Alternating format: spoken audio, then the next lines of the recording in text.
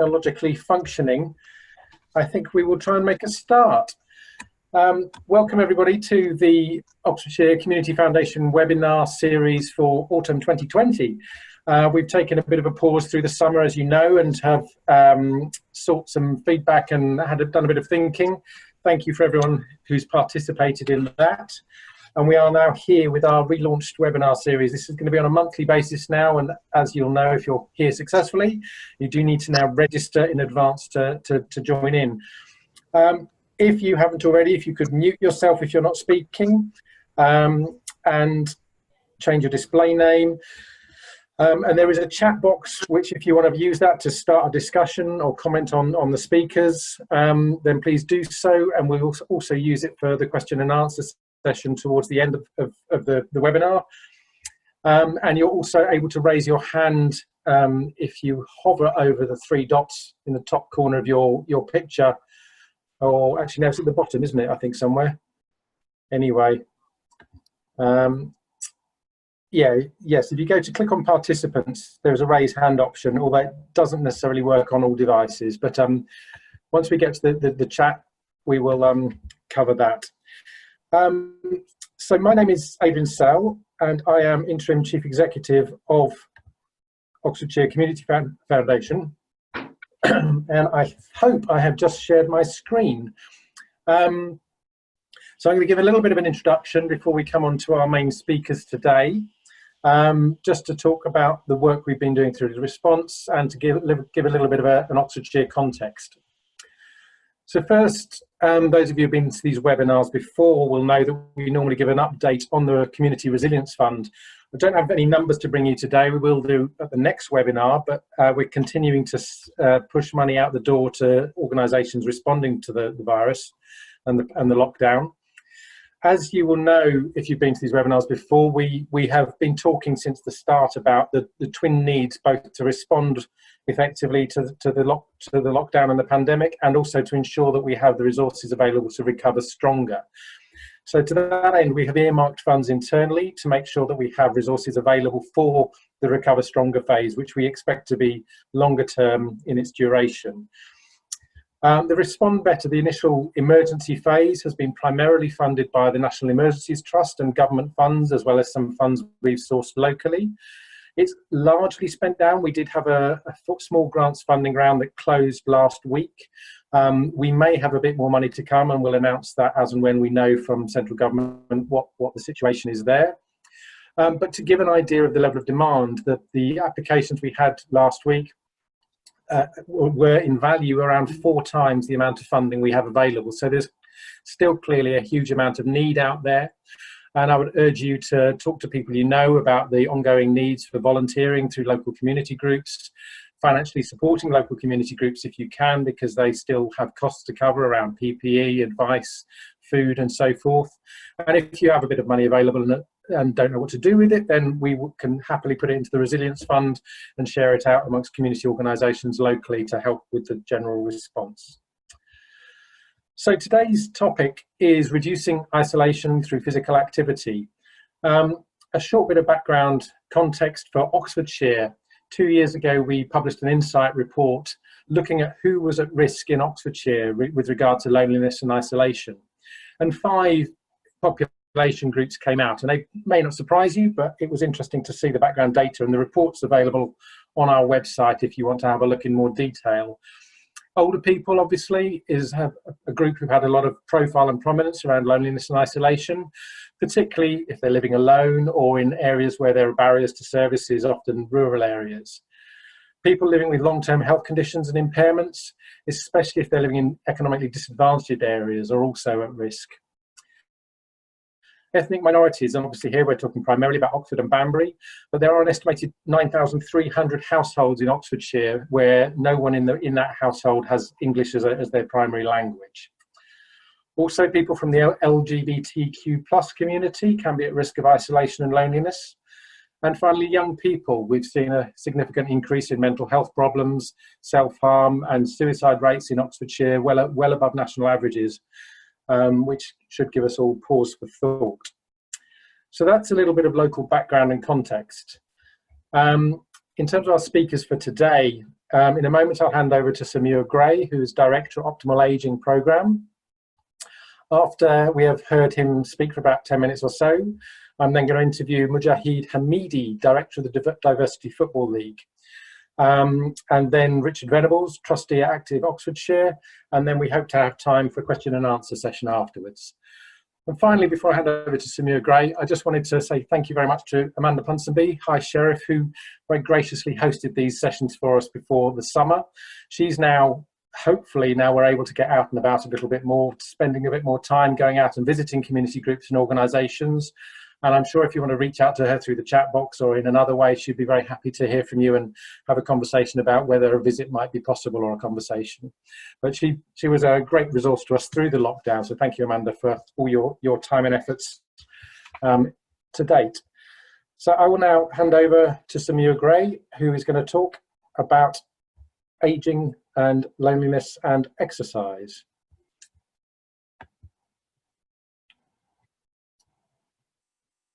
Sir Muir, are you still with us? Are you? Aha, excellent. It's me. Yes, I will now mute myself. So I want you to imagine you're 84 or 88 or 78 or 76 like me, or 93. Just for maybe 8 minutes, and I'll start the stopwatch now to help. This is more revolutionary than the human genome. This is changing health and healthcare more than the human genome. So I'm just going to use it as a timekeeper. So you're at home. I'm speaking to you through the internet. I'd love to come and see you, but I'm being very cautious. So I hope you are too. So let me just tell you about the facts of life. The birds and the bees. 2.0, the new facts of life. The facts of life are that the number of us over 80 is going to double in the next 10 years. And the number of young people isn't going to increase at all, really. But the good news is that aging is not a cause of major problems until the late 90s. Here's a couple of examples. Now, you need a bit of luck. You need a bit of luck to be born to parents who value education, which is probably more important than wealthy parents. And a bit of luck to avoid the diseases we can't avoid, like Parkinson's. But aging is not a problem until the late 90s. Now, aging does exist. And the effects of aging are firstly to reduce our maximum level of ability, how fast we can run, how fast how strong our muscles are, and also our resilience. And I've been very worried about the effects of lockdown. And we're already seeing the fact that people like us are more affected and recover more slowly from isolation and inactivity. And this is a key issue for us all with the winter that's heading up. But there are 3 other things happening to us as we live longer. You see, what happens is there are only 2 phases of life. There's a phase of growth and development, a turning point, and then it's downhill all the way. There's no stable adult phase in life, physically or mentally. Of course, if you stay as fit as Roger Federer or Serena Williams, you can keep going a bit longer. But even Roger Federer and Serena are starting to find their pulse isn't going fast enough. So everybody is affected and everybody starts to decline. Most of us start declining about the age of 22 because that's when we get our first sitting job. So that's what's happening as we live longer. But the good news is that the rate of decline that we all experience is almost always faster than the best possible rate of decline because of loss of fitness as a result of inactivity of the car, the computer, and the desk job. I saw someone digging the road outside my office and he was moving 2 thumbs. I'm not saying we should go back to digging roads, but we live in a different environment. And fitness is also something which affects our maximum level of ability and our ability to respond to challenges. Like if I asked you to go out and walk quickly for a mile, I'd have a much better idea who was fit and who was not fit. So these are very similar to aging, you see, and that's why the medical profession has confused aging and loss of fitness for years. The second factor that affects us as we live longer is disease. Not because aging is a cause of all diseases, but because we've lived longer in a certain environment. And what happens is the fitness gap gets wider faster, partly because of disease, but partly because of attitudes. You may have had this yourself. Your daughter doesn't like seeing you struggling to the grocers, so she arranges for groceries to be delivered, not appreciating that struggling is what she does when she goes to the gym, training. And you may drop below what I call the line. And the line's the point at which you can't get to the toilet in time. And when you can't do that, that's game over. And that none of us want that. We want to stay well as long as possible. And the good news is, no matter how many diseases you have, and I've got 3 or 4, no matter how old you are, and I'm 76, you can always close the fitness gap. But the fourth factor is negative thinking, the wrong beliefs and the wrong attitudes. So here's the recipe. We have to understand what's happening, regain fitness, improve fitness, prevent and tackle disease, and be positive. So if I'm now shifting gear to speak to the audience that's here today, that's the line that we are presenting to people in their 60s, 70s, 80s, and 90s. So you need to think of fitness, of tackling disease, and of being positive. And this is something that we started. We may be in competition with you, but I asked people to give their winter fuel allowance to Age UK, and I'm working with Active Oxfordshire to promote physical activity. Because here's the message now. We need to carry on with the traditional risk factors, but there's a new agenda. So people need to get even fitter to increase strength, stamina, suppleness, and skill. So every year to do even more. Every diagnosis to do even more. We also know that we can reduce the risk of dementia by 40% by keeping your blood vessels healthy, by keeping active, and most important of all, volunteering, Adrian, is probably the single most important way of preventing dementia. The more difficult the volunteering, the better. Even if you do other people no good, it's very good for you. And we can tell people that with evidence from the Lancet. Do even more for other people and strengthen the sense of purpose. So just to finish, and I'm now thinking a lot about people who are housebound. Obviously, we should try and get them out of their house more often. But I think for people in care homes and for people in their own homes, we need to get them all online. And we need to look at walking and cycling at home. And what you can see in the top picture here is something called the WizDish. It's a treadmill that doesn't move. And it's an Oxford company called Rover, R-O-V-R. And here you're seeing 2 people walking together around the Great Wall of China with virtual reality. The other thing we want is cycling at home. And we want more people cycling in the roads outside, and I'm working with Cyclox to achieve that. But for a lot of people, they don't want to cycle outside, but they can cycle inside. And again, we're looking at virtual reality, because virtual reality is fantastic. And I can't see all of you, but if I mention the word Fortnite, I would know who's got teenage boys, because you'd all go white immediately. So this is Fortnite. The technology is fantastic. You know, we could go cycling in the Alps together, chatting, but all in our own homes. So to finish, we need everyone to become more active. We need activity to be done in groups for increased emotional well-being. That's people in their own homes or in care homes. We need to get treadmills and bikes into every care home. And the groups need to have a social purpose. For example, raising money for the Bucks, Parks, and Oxfordshire Wildlife Trust, and for the groups to compete with one another. I think it'd be terrific, you know, to have the older people of Whitney competing with the older people of Abingdon, and all of them competing with those bees in Oxford who nobody likes. So that's the plan. And volunteering is fantastically important in its own right.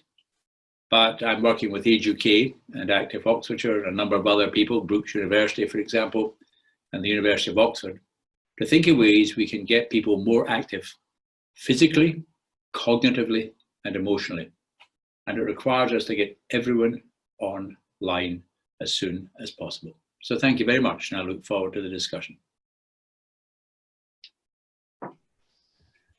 Thank you, Muir. That was really stimulating, interesting talk, and I'm sure I'm not alone in a lot of that resonating with me and my own personal experience. And I have a teenage son, so fortnights. Yes, I saw your wins. I saw your wins. And I also, as you might be able to tell from my bobbing about, I have a stand-sit desk. Yes. So I'd quite like a whiz dish, so I could be walking while I'm yes. in meetings as well, which would be definitely advantageous. You must finish in time for people to stand up at the end of this. Yes. Zoom is very dangerous to health. Yes, well, Josh from, you'll know from Active Oxfordshire, is great at getting everyone to stand up and bounce around as part of meetings. And he's got a cycling video he shows where you have to jump up at every jump and so forth. Anyway, I'm sure there will be questions for you, but if you can put them in the chat box, or we will have time for them later. I'm going to move across now and talking about competition and the need for competition between different groups. It leads quite appropriately into Mujahid, who is director at the Diversity Football League. So welcome, Mujahid. Thank you for taking the time this afternoon. It's really good to see you here. Thanks for having us. It's a pleasure. So could you just start by telling us what the Diversity Football League is and why you started it? So we actually have quite a long backstory to the Diversity Football League, but it started off where we were organizing yearly tournaments, and we were working with a lot of the members of the community who enjoyed football, a lot of the BAME communities actually. And in 2018, we happened to team up with Healthwatch Oxfordshire, who then we then made a survey which went out to over 200 men within our network. And we were trying to find out, you know, what it was like a health research project. So we wanted to find out how people access, how men in particular access already existing NHS services. And the answers that we got were quite profound, because it showed that a lot of men weren't actually accessing them for whatever reason. They range from things like not having enough time because they're working 3 jobs, to not even knowing that these services even existed in the first place. So after we established that, it was on the back of that survey, and where we had a tournament, a football tournament in 2018 in the Eid Extravaganza, Oxford Eid Extravaganza. Then a lot of the team members and from the football teams, they approached us and said, look, why don't we have something a little bit more sustainable? Why don't we keep doing this? Why do we only have to meet up once a year and have this football tournament? Let's make it a little bit more you know, regular. So it was from there that we decided, you know what, let's make that platform, you know, because a lot of these people, they don't have that opportunity to play. And not only that, we found that a lot of people from Black, Asian, minority, ethnic communities weren't participating in mainstream grassroots sports for a number of reasons, one of which is the high financial barrier to entry, but also because of things like underlying racism that they might have suffered as they were younger when they were playing in these sports. So when we had a lot of these people together, we thought, you know what, let's just make it our own thing. We'll welcome everyone, of course, but let's just bring everyone in and have this platform that they can then decide how to run this Diversity Football League. So it was from the needs of the requests of the community, from those that we're already in touch with, that we decided to then establish a platform for them to then play and then excel in. Excellent. And just to give us a feel for the different ethnic groups or populations you've got and different teams you've got in the league, and be really interesting to hear what some of the teams are. We have so many different nationalities. So we have I think around 26 different nationalities that are actually playing with us now, and that they range from the Sudanese, the East Timorese, Swahilis, Nigerian, Palestinian, Somalis, Eritrean, Caribbean. There are like so many different nationalities that we've attracted. Because they can see that there's a good level of camaraderie around, amongst us, and that's been the whole the best bit about this project, is that we've brought people together, and people who they didn't know each other as a community, but then when they started to play with each other, you could see that bond and that brotherhood starting to develop amongst themselves, and you could see it in their gameplay as well. So it was an amazing feat, and that's why we have like a lot of people who were very interested in carrying on with us and keep playing with us year after year. Excellent. And have you seen or heard about the impacts on people's well-being and potentially even on their mental health? Absolutely, absolutely. See, with football, as we know, is a very universal language, and we know that when in Oxford being a very expensive city to live in, and with a lot of with a very diverse community in Oxford, where about 35% of our communities is from a Black or Asian minority ethnic background. And tradition and what we found is that a lot of the BIM communities are actually they unfortunately have lower wages, or they're not in very secure positions for work, so they can't really have that, they can't really enjoy so much. I'm generalizing, of course, but they can't really enjoy so much playing with grassroots sports. Usually it is pretty expensive to join, for them to buy their kits and to pay the cost of the fees and so on. And what we've done is that we try to remove all of those barriers, so that they can start to enjoy, so that they can make it, so that they can enjoy playing with each other. And that was the best thing about it. We just we found that they were coming out of the homes. If they weren't here, if it weren't for this platform, they wouldn't be playing football. They wouldn't really be getting out. They'd just be continuing working and working and working. And we all know that's not good for your health. We all need a break at some point, and this is their break.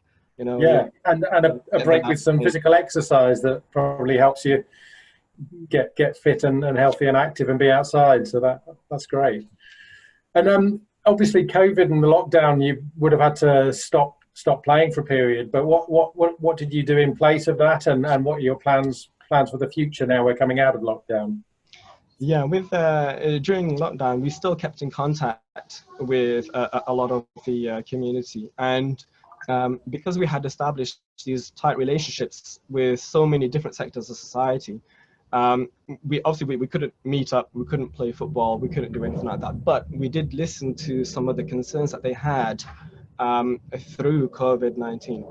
And one of the main concerns was that they couldn't access food, or they felt that they couldn't afford food as much, or they had to choose between eating and anything else, because there just wasn't enough money to go around.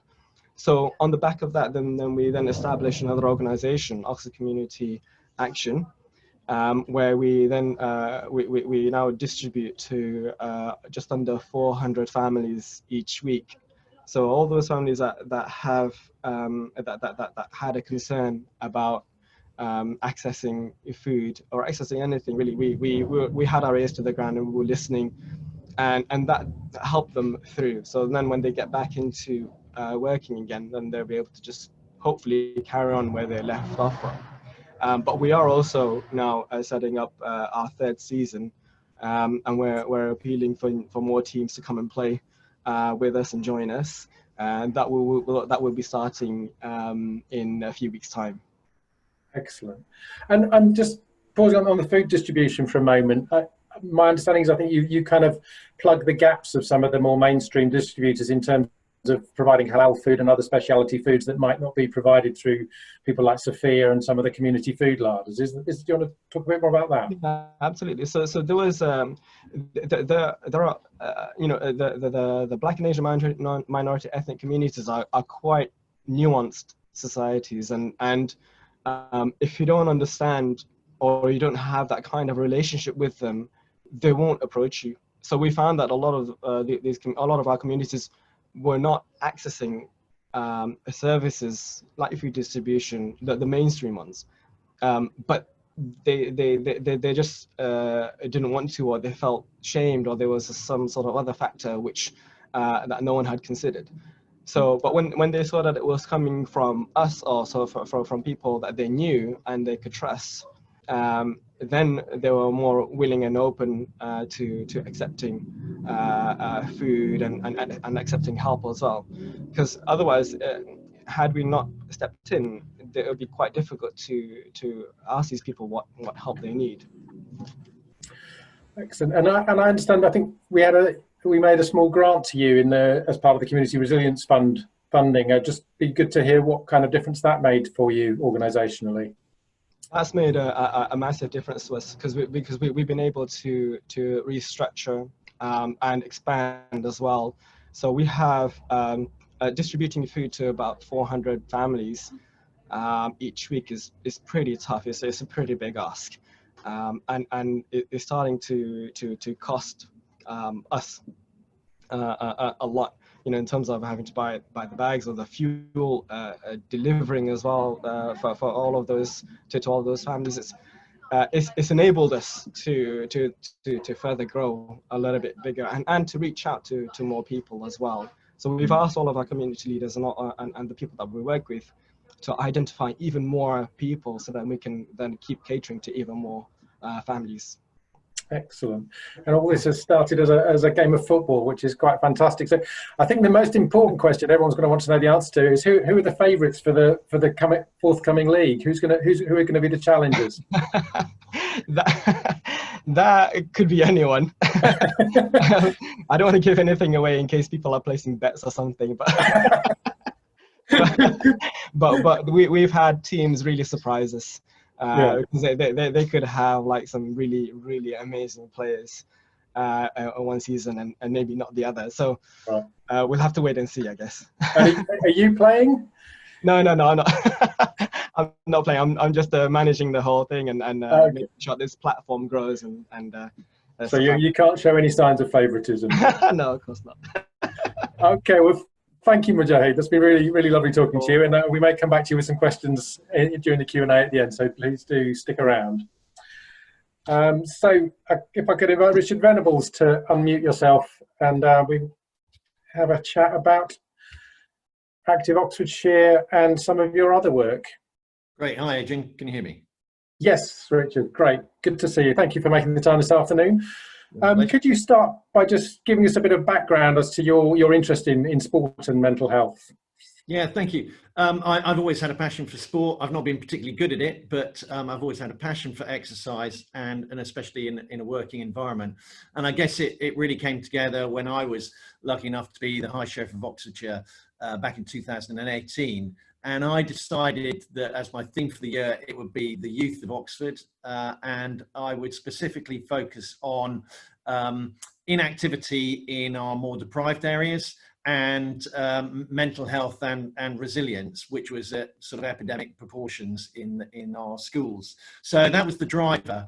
And I decided to use my commercial networks to do some fundraising, and ended up being quite successful, raised £100,000 for an organisation called Access Sport, who deliver a programme in East Oxford, which is looking to do exactly what Mujahid and his colleagues are doing. It's enhancing and really benefiting existing sporting organisations or community organisations to make the community deliver those activities, to create community spirit and to create resilience. And I've been lucky enough to go to one of the Diversity League finals, I think it was. It was a great event at Oxford City Sports Ground.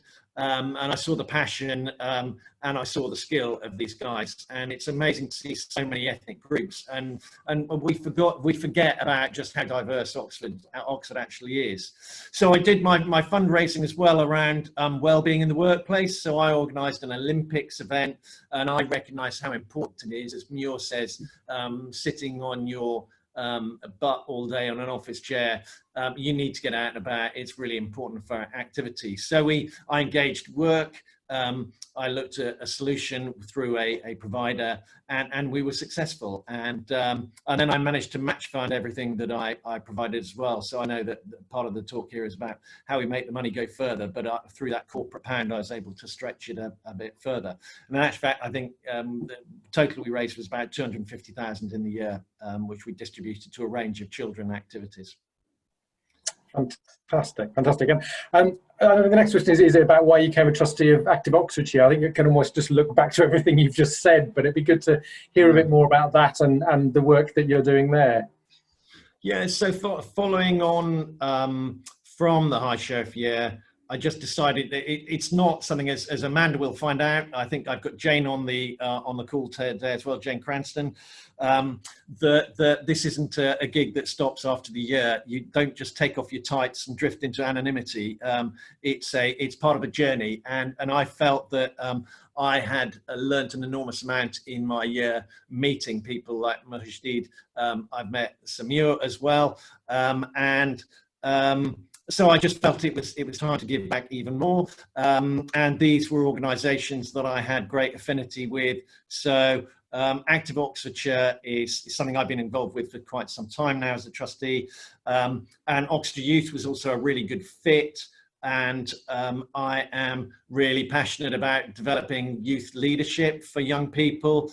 A buzzword that kept on coming up in my High Sheriff year was resilience, or lack of resilience amongst young people. And I think it's sport that gives you that toolkit to be able to handle life situations. It not only improves your mental health, but it requires teamwork, and it's also about just overall well-being and community. So those are the organisations I've committed to. Both have been phenomenal in the lockdown period. Active Oxfordshire, and Josh, who I know is on the line at the moment as well, did a lot of work with Oxford Hub and Oxfordshire All In. So there's great examples of collaboration going on, which I think is the key to this crisis. Active Oxfordshire developed the Key Worker Bike Scheme, so that's been hugely successful, giving transportation and healthy transportation to our NHS workers.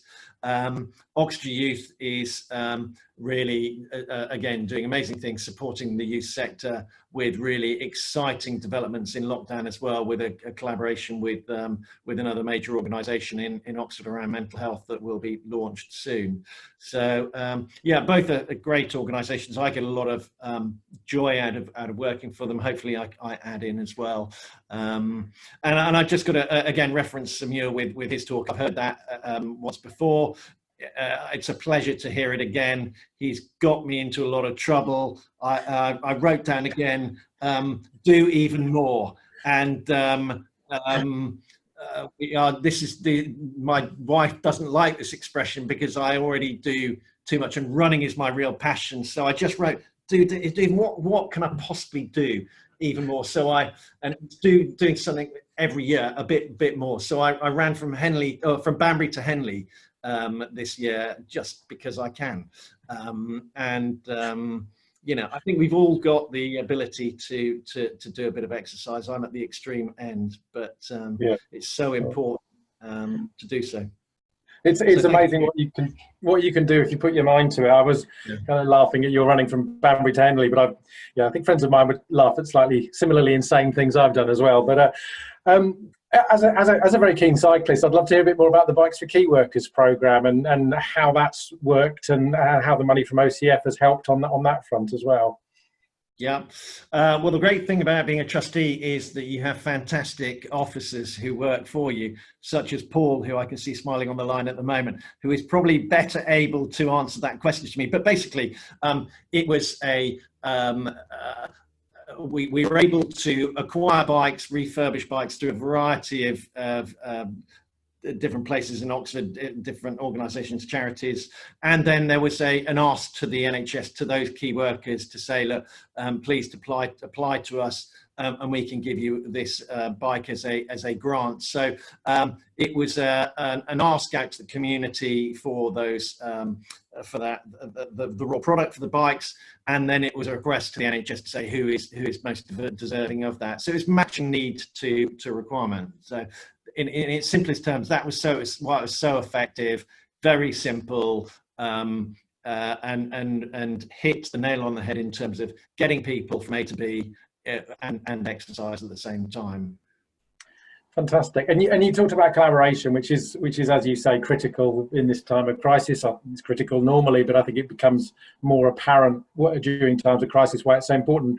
And given you've got a business background and are working with a couple of charities, I'd be really interested to know about what you think businesses and charities collectively can do and how we might work together more effectively. Yeah, no, absolutely. You know, crises are moments of opportunity, and I think it was opportunity that was coming anyway.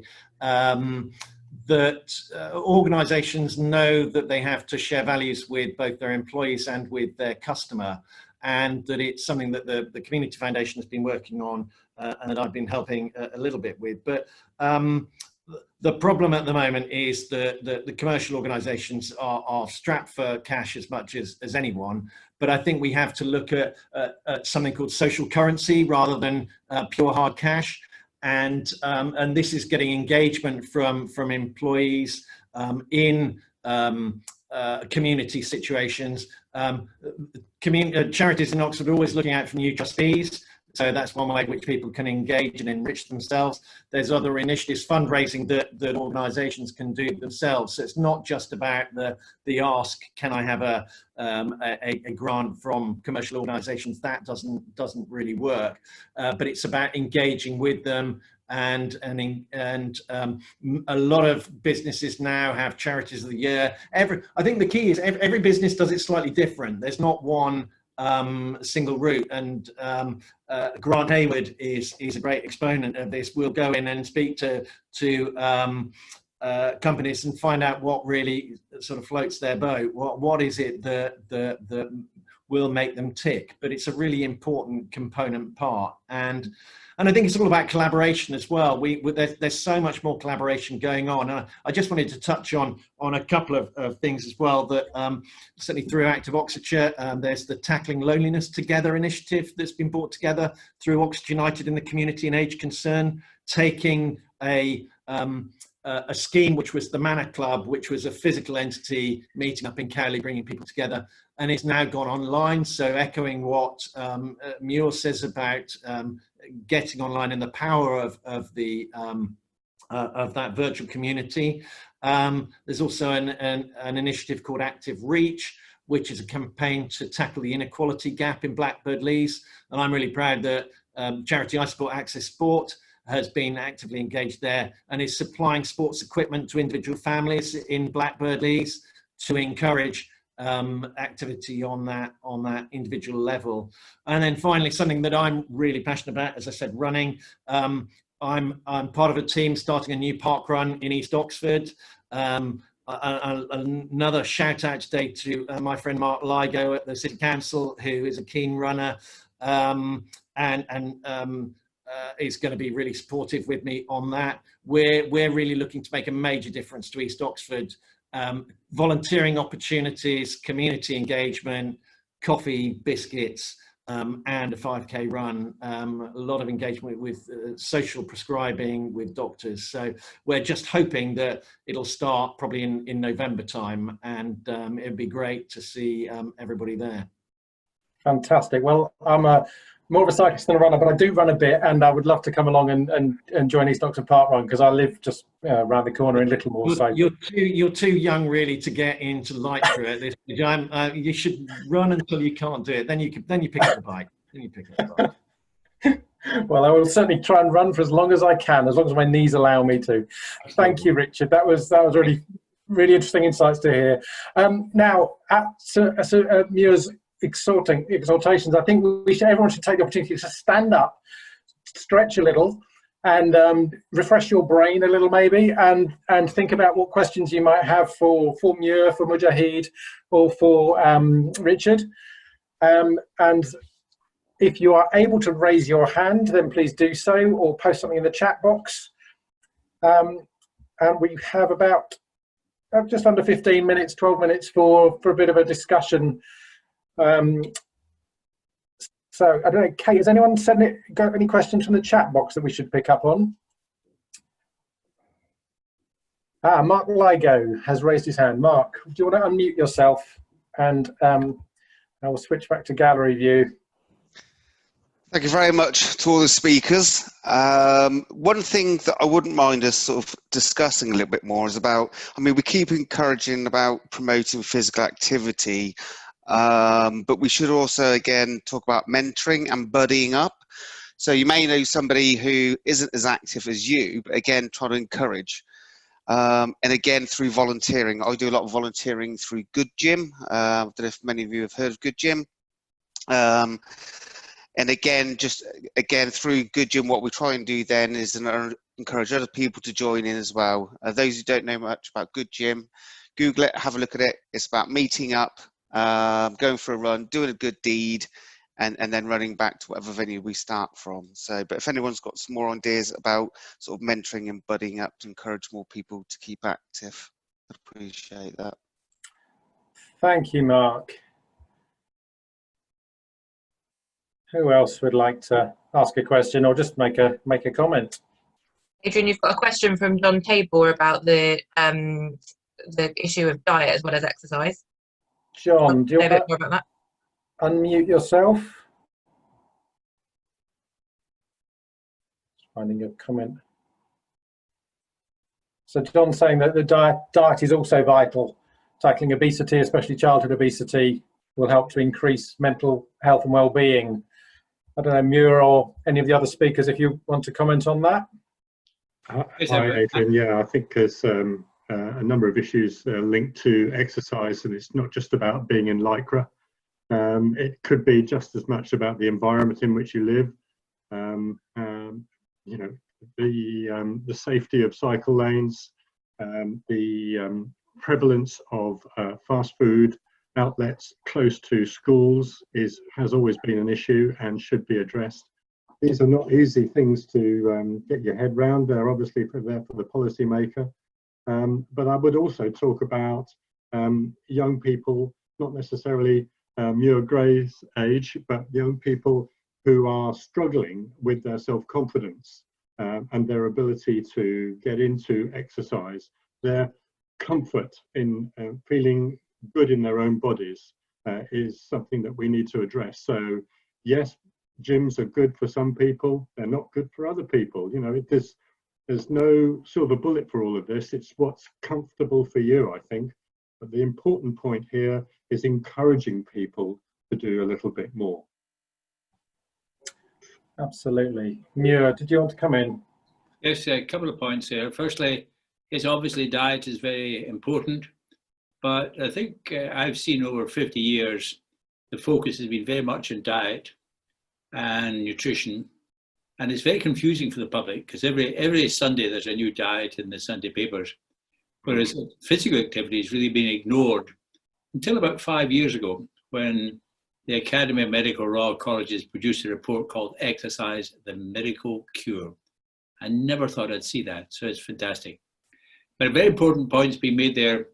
I see the tweet that went up said that I'm a retired physician, and my response was that I'm banning the word retirement. It's called Renaissance now. It's a different phase of life. And I'm also not keen on the word lifestyle because it's often an environmental problem. And I think, have blamed people too much without thinking of the environment, as the last speaker was saying. I mentioned the car, the computer, and the desk job, but there are many other aspects of the environment. For example, we now know that walking, if you can see some greenery, even in the tiny corner of an Oxford street, is better for you than not being able to see greenery. So down with retirement, up with Renaissance, down with lifestyle, and up with the environment. Absolutely. Thank you. Mark, do you want to come back?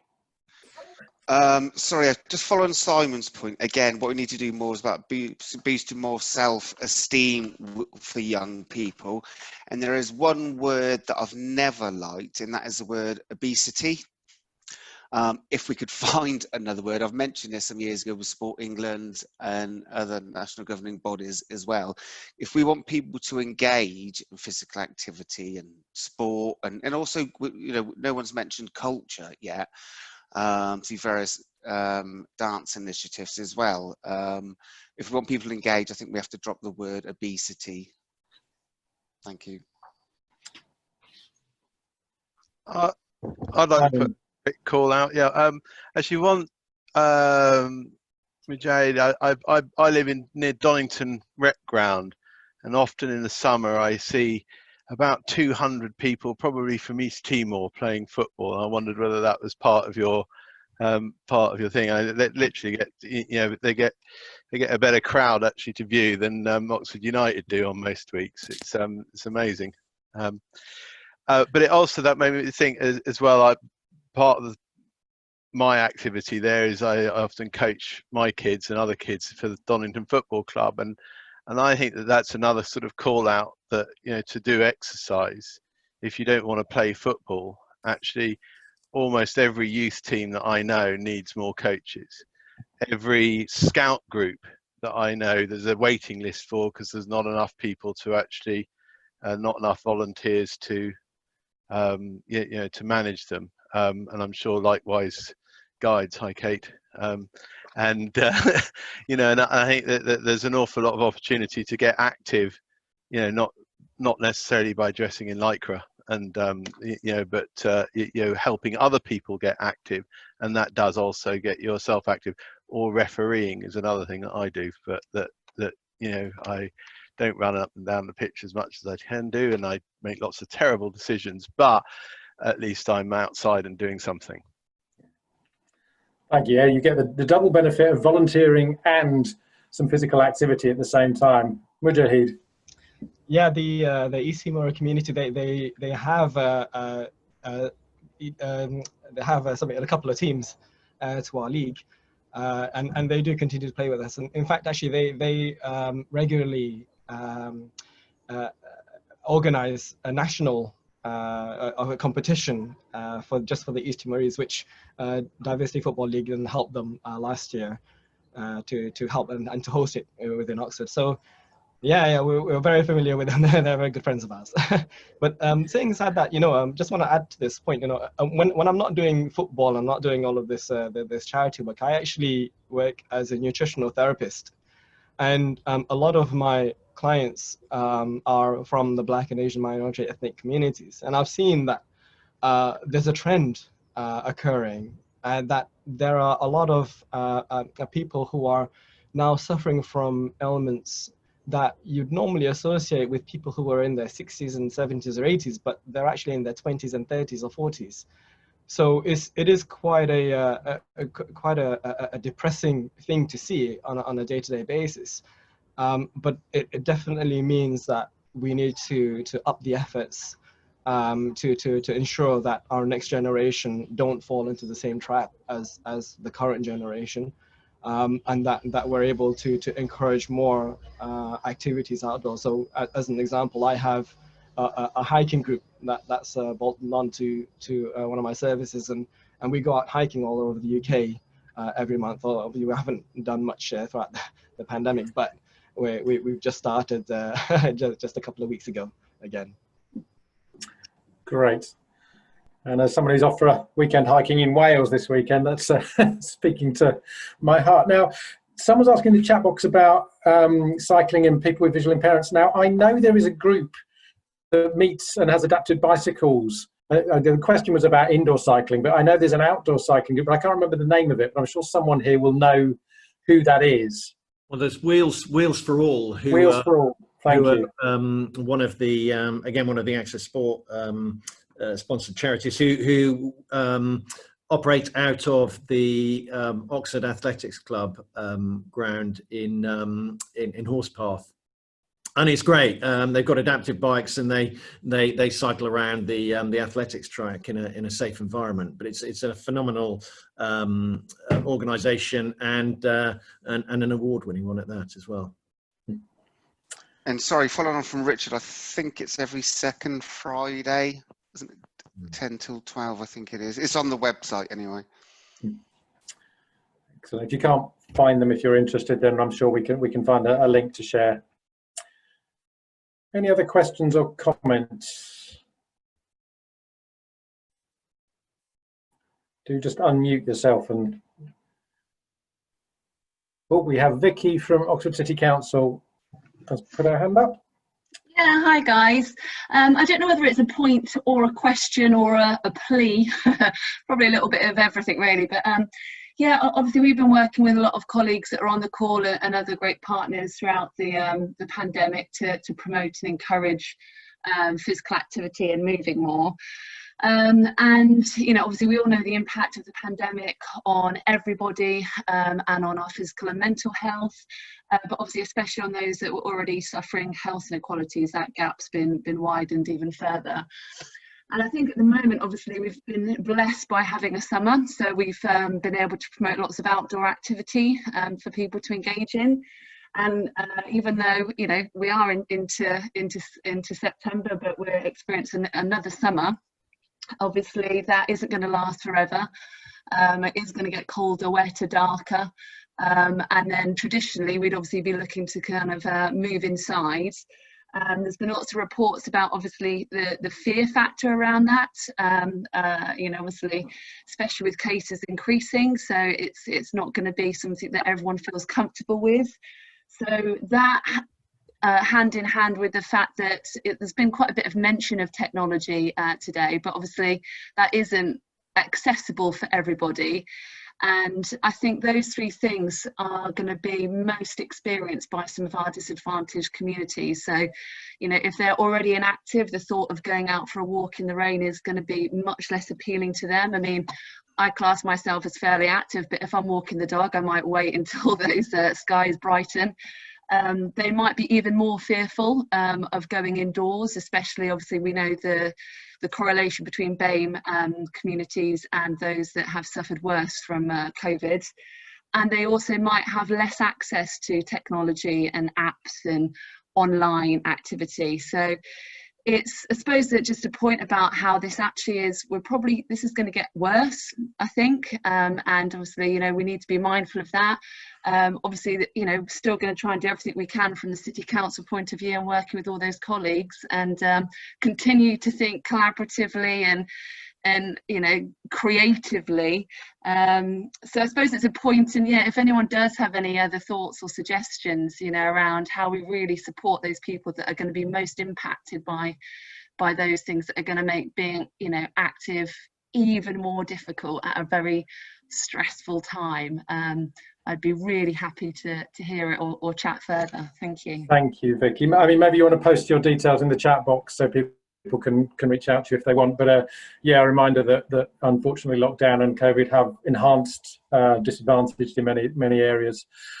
So we're nearly at time, but a final word seems quite appropriate for it. Paul Brevio from Active Oxfordshire put his hand up. So Paul, do you want to give us some closing thoughts? Oh, thanks Adrian. I just wanted to reference something that Richard said, which was parkrun. And I think we've had a great example of our local initiative through Mujahid today, just fantastic to hear. But parkrun came from a guy who was, by his own admission, at a very low ebb, wasn't he? And basically what he wanted was a cup of coffee with his mates. And this whole idea of connectivity and engagement is really well epitomised by parkrun. And that's driven by volunteers like Richard, but hundreds of others. And it's this sort of family community feel, which is pretty special. And I think what Richard's doing is he's bringing it into the right part of the country or the county. And that's really important, that these things are very accessible to the communities who are at the greatest risk of disadvantage or inactivity.